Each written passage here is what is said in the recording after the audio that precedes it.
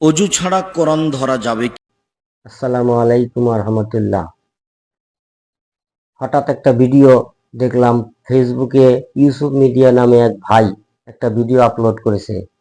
আসেন আমরা সবাই একটু দেখে আসি। অজু ছাড়া কোরআন ধরা যাবে কি? যাবে।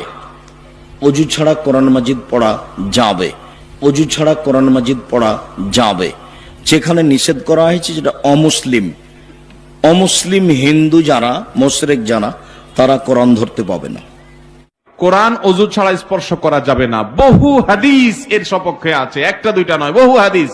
অনেক সাহাবীদের ফতোয়া রয়েছে, আসার রয়েছে এই মর্মে যে কোরআন স্পর্শ করতে হলে, সেটা কাগজে লেখা হোক, সেটা পাথরে লেখা হোক, সেটা ওয়াল লেখা হোক, এটা ধরতে হলে, ধরে ধরে পড়তে হলে, টাচ করতে হলে আপনাকে অজু করতে হবে। তবে মুখস্থ কোরআন তেলাওয়াত করার জন্য অজু করার প্রয়োজন। আচ্ছা, অজু ছাড়া কুরআন ধরা যাবে কি যাবে না, এখানে আপনারা কার কথা বিশ্বাস করবেন? কে সঠিক বলেছেন?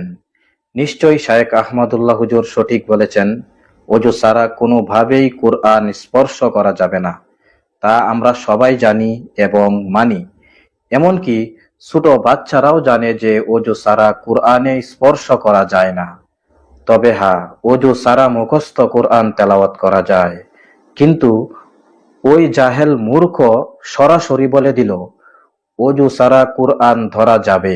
নাউজুবিল্লাহ। এই বিষয়ে আপনাদের মতামত কি? অবশ্যই কমেন্টে লিখে জানাতে পারেন। আসেন কমেন্টগুলো একটু দেখি।